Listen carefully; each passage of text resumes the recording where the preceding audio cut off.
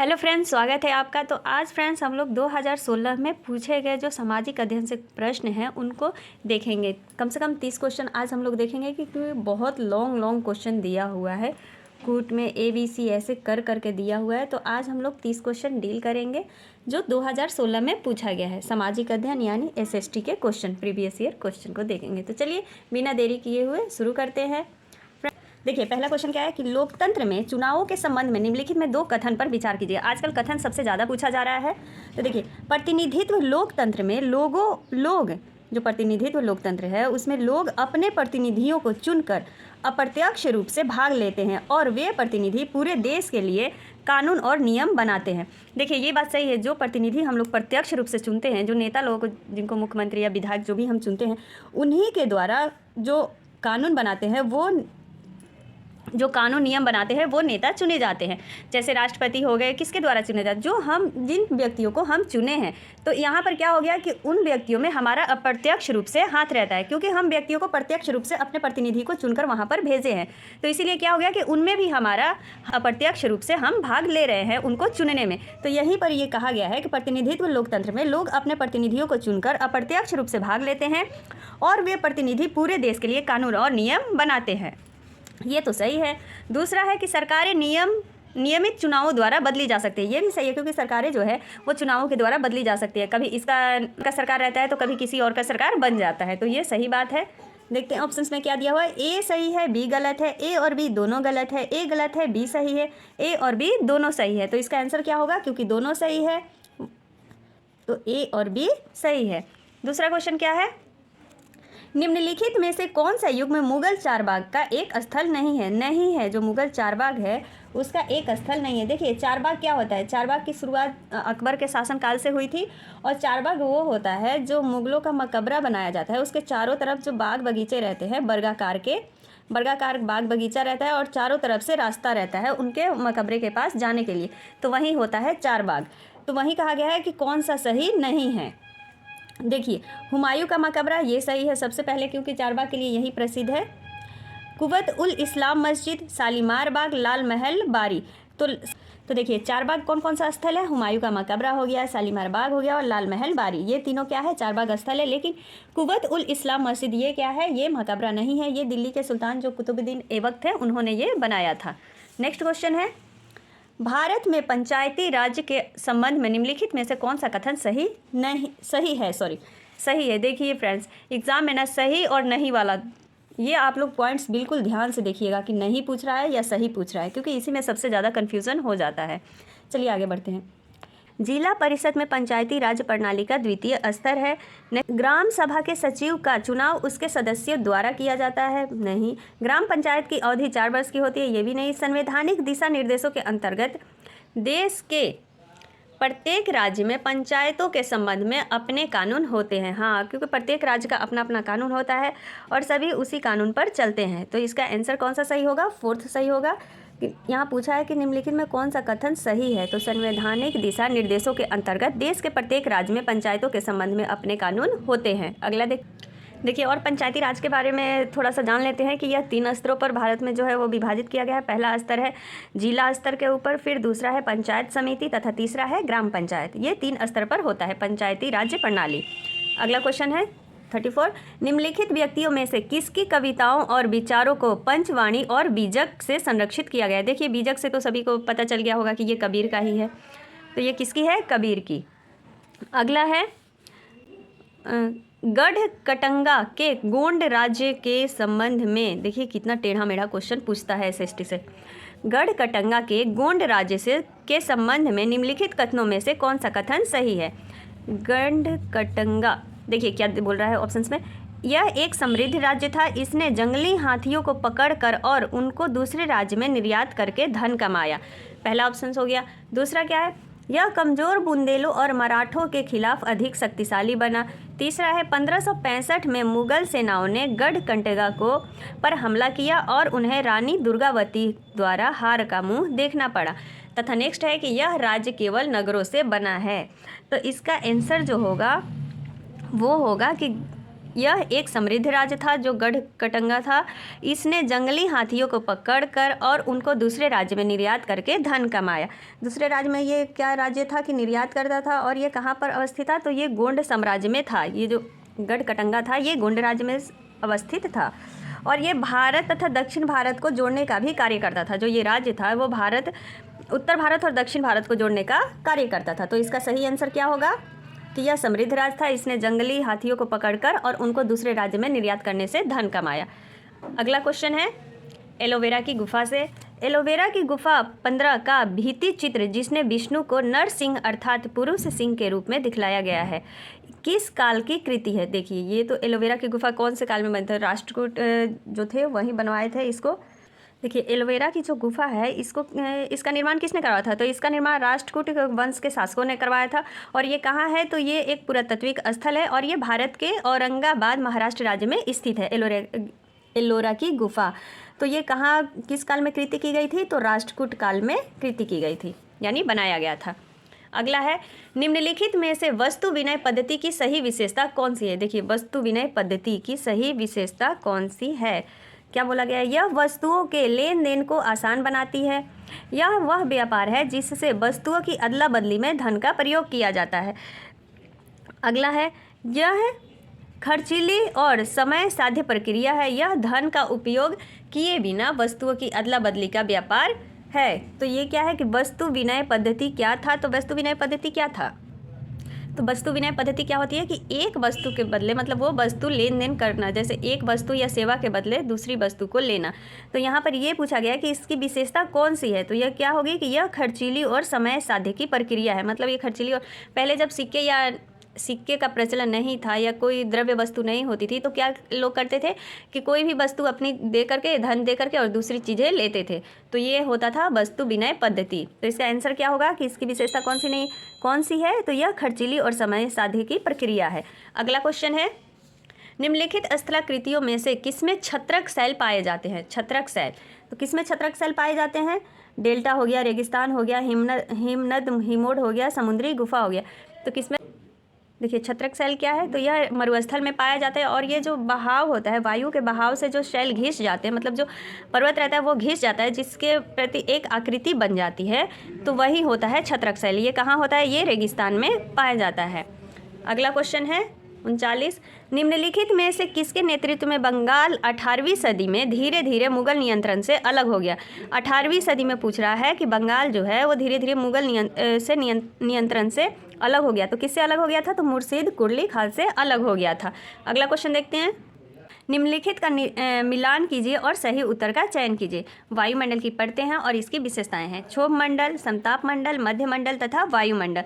तो ये सभी जानते हैं कि क्षोभ मंडल क्या है, वायुमंडल की सबसे निचली परत होती है जिसकी ऊंचाई जो भूमध्य रेखा से वो 16 किलोमीटर से ध्रुव पर 8 किलोमीटर है। विशेषताएं दिया गया है, आयान मंडल इस परत का एक भाग है। अंतरिक्ष में प्रवेश करने वाले उल्का पिंड इस परत में आने पर जल जाते हैं। और तीसरा दिया हुआ है, इसमें ओजोन गैस की एक परत होती है। चौथा क्या है कि मौसम की सभी घटनाएं इस परत में घटित हो जाती है। तो देखिए मान लीजिए वहाँ पर अगर आप भूल भी जाती हैं, तो ये तो सभी को पता है कि क्षोभ मंडल जो है वो मौसम से रिलेटिव है, कि इसमें मौसम परिवर्तन होते रहता है, इसको परिवर्तन मंडल भी कहा जाता है। तो ए का क्या हो गया, चौथा हो गया। और समताप मंडल में भी सभी जानते हैं कि ओजोन गैस पाई जाती हैं। तो समताप मंडल का क्या हो गया, ओजोन गैस की एक परत होती है। मध्य मंडल में क्या आ जाता है, ये जो सागर तल से है ये 50 से 80 किलोमीटर की ऊंचाई तक पाया जाता है। तो इसमें क्या होता है कि इसमें जो होता है वो अंतरिक्ष में प्रवेश करने वाले उल्का पिंड इस परत पे आने पर क्या होती है कि जल जाती है। तो मध्यमंडल का क्या हो गया, ये हो गया दूसरा वाला। और बाहरी वायुमंडल का हो गया अयान मंडल इस परत का एक भाग है। तो देखिए सबका हम लोग मिलान कर लिए हैं। चौथा का बाहरी वायुमंडल का अयान मंडल इस परत का एक भाग है। तो इसका आंसर देख लेते हैं कौन सा सही होगा। ए का क्या था, चौथा, बी का था दूसरा, सी का कौन सा था, नहीं, ए का चौथा था, बी का तीसरा था और सी का जो था वो दूसरा था और डी का पहला था। तो देखते हैं 4 3 2 1 इसी ऑप्शन में दिया हुआ है, तो दूसरा आंसर सही होगा।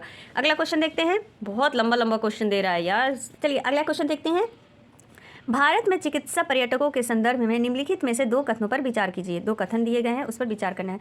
वे विदेशी पर्यटक हैं जो भारत के उन अस्पतालों में अपना इलाज कराने के लिए विशेष रूप से आते हैं जहां उन्हें अपने देश की तुलना में कम मूल्य पर विश्व स्तरीय सुविधाएं प्राप्त हो जाती। भाई ये तो सभी चाहेंगे कि जहां कम मतलब मूल्य में अगर अच्छी सुविधाएं प्राप्त हो तो ये तो सभी चाहेंगे, और इलाज करवाने आते भी हैं विदेशी जो पर्यटक होते हैं, तो ये तो सही लग रहा है। दूसरा देख लेते हैं। वे भारत के भीतर के ही प्रवासी हैं जो एक राज्य से दूसरे राज्य के उन अस्पतालों में अपना इलाज कराने के लिए जाते हैं जहां उन्हें अपने राज्य की तुलना में कम मूल्य पर विश्व स्तरीय सुविधाएं प्राप्त हो जाती हैं। भाई यहाँ विश्व स्तरीय कहाँ से आ गया? ये तो गलत हो गया। एक राज्य एक ही देश में कोई भी व्यक्ति को ये छूट है कि वो कहीं भी जाकर के इलाज करा सकता है, घूम सकता है, जगह ज़मीन ले सकता है, तो ये क्या हो गया कि दूसरा पॉइंट गलत हो गया। तो इसका सही आंसर ढूंढ लेते हैं। विकल्प में दिया है ए सही बी गलत, ए और बी दोनों गलत, ए गलत बी सही, ए और बी दोनों सही हैं। तो इसका आंसर क्या होगा? ए सही है और बी गलत है, यानी पहला ऑप्शन सही है। नेक्स्ट क्वेश्चन है, रमाबाई जो महिला शिक्षा की योद्धा थी कभी स्कूल नहीं गई, फिर भी उन्हें पंडिता की उपाधि दी गई है, क्योंकि? हाँ, रमाबाई के बारे में एक स्टोरी है जिसको कि पढ़ना होता है। चलिए आगे देखते हैं।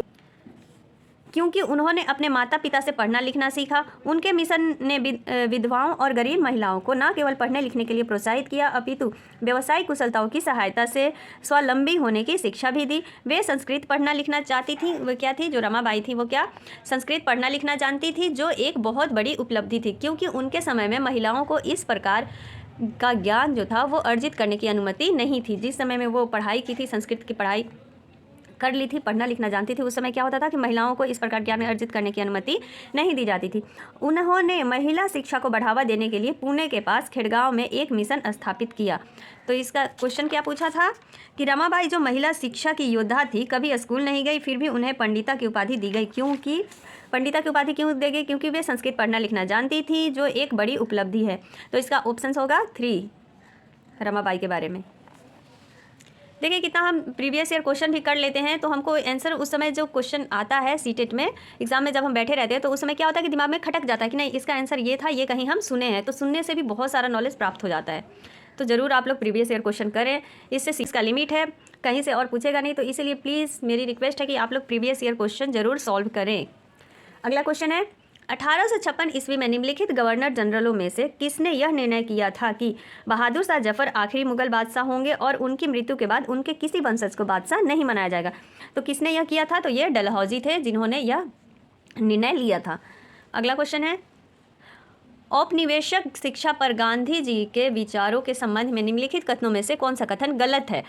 औपनिवेशिक शिक्षा ने भारतीयों के मस्तिष्क में हीनता का भाव पैदा कर दिया। नहीं, ऐसा थोड़ी ना था कि हीनता का भाव पैदा कर दिया, बिल्कुल नहीं था। अंग्रेजी में दी जा रही शिक्षा ने भारतीयों को अपने सामाजिक परिवेश से काट दिया। ये भी बिल्कुल सही नहीं। क्यों सामाजिक परिवेश से काटेगा भाई?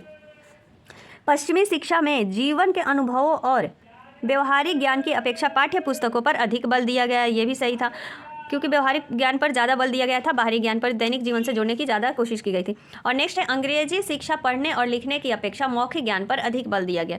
ये क्या है कि ये कथन जो है ये गलत है, गांधी जी के विचारों से ये संबंधित नहीं है। तो इसका आंसर कौन सा होगा? यही सही होगा, क्योंकि इसमें गलत पूछा है कि गलत कौन सा है। अगला क्वेश्चन है, 1857 ईस्वी के विद्रोह के तत्काल बाद ब्रिटिश सरकार की प्रशासनिक नीतियों में आए परिवर्तनों के संदर्भ में निम्नलिखित 2 कथनों पर विचार कीजिए। 1857 के बारे में पूछ रहा है, जो कि विद्रोह के बाद जो हुआ था, घटनाएं घटी थी। क्या हुआ था? तो ब्रिटिश संसद ने 1858 ईस्वी में एक नया कानून पारित किया और ईस्ट इंडिया कंपनी के सभी अधिकार जो है वो ब्रिटिश साम्राज्य के हाथों में सौंप दिया। एक ये कथन हो गया। दूसरा कथन क्या है? दूसरा कथन है कि यह तय किया गया कि सेना में भारतीय सिपाहियों का अनुपात बढ़ाया जाए तथा यूरोपीय सिपाहियों की संख्या घटाई जाए। ये तो बिल्कुल गलत है, क्योंकि यहाँ पर क्या हो गया था कि भारतीय सिपाहियों का जो अनुपात था वो कम कर दिया गया था, और ए वाला जो है वो सही है। तो इसका विकल्प क्या होगा? ए सही बी गलत, ए और बी दोनों गलत, ए गलत है और बी सही है, ए और बी दोनों सही है। इसका सही आंसर है कि ए सही है और बी क्या है? गलत है। नेक्स्ट क्वेश्चन है, दक्षिण भारत में नमक सत्याग्रह के एक वायुवृद्ध राष्ट्रवादी नेता निम्नलिखित में से कौन थे? ये तो सभी जानते होंगे कि वायुवृद्ध जो नेता थे वो कौन थे। सरदार वल्लभ भाई पटेल, सी राजगोपालचारी, पोट्टी श्री रामुलु, महात्मा गांधी। नहीं, इसका आंसर क्या होगा? सी रामगोपालचारी, जो कि महात्मा। अगला क्वेश्चन है, ज्योतिराव फूले ने अपनी पुस्तक गुलामगिरी, देखिए प्रीवियस ईयर करने से बहुत सारे क्वेश्चन सॉल्व हो जाते हैं और बहुत सारा नॉलेज प्राप्त हो जाता है। देखिए अब मान लीजिए पूछ लिया कि गुलामगिरी किसकी रचना है, किसकी पुस्तक है, तो यहाँ पर पता चल गया कि ज्योतिराव फुले की है। को निम्नलिखित में से किन्हें समर्पित किया गया है?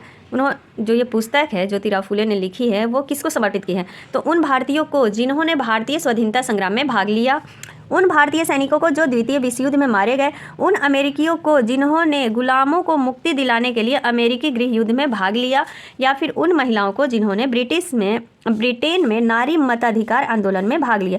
तो ये किसको समर्पित है? तो उन अमेरिकियों को, जो अमेरिका निवासी थे, उन लोगों को समर्पित है जिन्होंने गुलामों को मुक्ति दिलाने के लिए अमेरिका में ही गृह युद्ध में भाग लिया था। मतलब वो गुलामों को मुक्ति दिलाने के, स्वतंत्रता दिलाने के लिए उनके खिलाफ ही, अपने देश के खिलाफ ही गृह युद्ध छेड़ दिए थे। तो इसका आंसर ये होगा। अगला क्वेश्चन है, भारत में उच्च न्यायालय के संबंध में दिए गए 2 कथन है। देखिए आजकल कथन से ही सारा क्वेश्चन आ रहा है, एक ही में मतलब 2-4 क्वेश्चन घुसेड़ देता है, एक ही प्रश्न में 2-4 तरीके से प्रश्न डाल देता है, आंसर डाल देता है सीटेट। बहुत आजकल लेंदी क्वेश्चन आने लगा है यार। चलिए देखते हैं। 48 मतलब बुक में 48 नंबर है। भारत में उच्च न्यायालयों के संबंध में दिए गए 2 कथनों पर विचार कीजिए। देखिए 2 उच्च न्यायालय के बारे में कथन दिया गया है, उस पर विचार करना है कि कौन सही है कौन गलत है।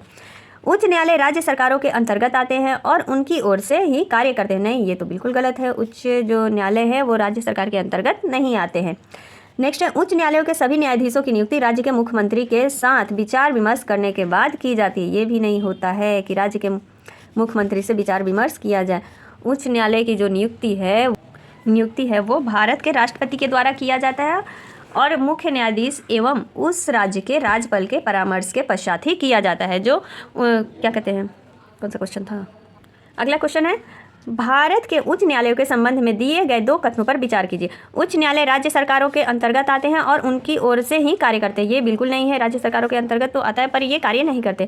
उच्च न्यायालयों के सभी न्यायाधीशों की नियुक्ति राज्य के मुख्यमंत्री के साथ विचार विमर्श करके होता है। नहीं, उच्च न्यायालय के जो नियुक्ति होती है वो राष्ट्रपति के द्वारा और मुख्य न्यायाधीश तथा उस राज्य के, जिस राज्य में मतलब उच्च न्यायाधीश की नियुक्ति होने, उस राज्य के राज्यपाल के परामर्श के पश्चात होती है। तो इसमें क्या है, ये दोनों कथन गलत है। और ये अनुच्छेद, यह उच्च न्यायालय भारतीय संविधान के अनुच्छेद 218 अध्याय 5 एवं भाग 6 के तहत आता है। तो इसका सही आंसर क्या होगा कि ए और बी दोनों गलत है। ए सही है, बी गलत है। ए और बी दोनों गलत है। ए गलत है, बी सही है। ए और बी दोनों सही है। तो ए और बी दोनों क्या है, गलत हैं। अगला क्वेश्चन है, निम्नलिखित मदों में से कौन सी मद कैलिको के नाम से जानी गई जिसे पुर्तगाली भारत से यूरोप ले गए थे? तो कौन सी? मसाले नई, फुटकर माल यानी पीस गुड़, सूती कपड़े, मसलिन यानी मलमल। तो कैलिको क्या है? कैलिको जो है एक सूती कपड़ा है, सूती वस्त्र को ही कैलिको कहते हैं। तो यही जो थे वो पुर्तगाली जो थे वो भारत से यूरोप ले गए। अगला क्वेश्चन है, एक शिक्षक अनुभव करता है कि उच्च प्राथमिक, देखिए सीडीपी से आगे, एक शिक्षक अनुभव करता है कि उच्च प्राथमिक स्तर पर विषय का भार बहुत है। निम्नलिखित में से सबसे अच्छे उपागम का सुझाव दीजिए जो इस समस्या का समाधान करे। विषय जो है वो क्या है कि बहुत कठिन है, यानी बहुत ज़्यादा भार है। तो वही सुझाव देने के लिए बोला गया है कि इस समस्या का समाधान का एक सबसे उपयुक्त सुझाव क्या होगा। प्रत्येक अध्याय में महत्वपूर्ण क्षेत्रों की पहचान कर इस पर नोट्स लिखिए। क्रियाकलाप छोड़ दे क्योंकि उनका परीक्षण नहीं होता। सारे पाठ्यक्रम को जल्दी जल्दी पढ़ा दे। ऐसी विषय वस्तु विकसित करे जो विषय सीमाओं को पार करके कई प्रत्ययों को सिखा दे। मतलब ऐसा एक विषय होना चाहिए, कॉन्सेप्ट होना चाहिए, एक टॉपिक होना चाहिए जिसके अंतर्गत की सारी सीमाएं और सारे प्रयत्न इंक्लूड किए गए हो और बच्चे आसानी से सीख सके। तो इसका यही आंसर होगा कि ऐसी विषय वस्तु विकसित करे जो विषय सीमाओं को पार करके कई प्रत्ययों को सिखा सके। अगला क्वेश्चन है, अधिक गहराई में स्थित खनिज निक्षेपों तक पहुंचने के लिए गहरे छिद्र बनाए जाते हैं। इस प्रकार के खनन को क्या कहा जाता है? जो गहरे छिद्र बनाए जाते हैं उस प्रकार के खनन को क्या कहा जाता है? तो कुप्की खनन, विवृति खनन, उत्खनन या प्रवेधन। तो इस जो गहरे छेद करके बनाए जाते हैं उस प्रकार के निक्षेपों को कहा जाता है प्रवेधन। प्रवेधन जो होता है वो गहराई में जा करके किसी भी खनिज पदार्थों को खोजना, जैसे पेट्रोलियम हो गया या अन्य खनिज पदार्थ, कोयला वोयला, ये सब क्या होता है कि ये अंदर गहराई में जा करके इनकी खोज की जाती है। तो आज के लिए बस इतना ही रखते हैं फ्रेंड्स, क्योंकि वीडियो बहुत लंबा हो जाएगा। पूरा वीडियो देखने के लिए आप लोगों का धन्यवाद।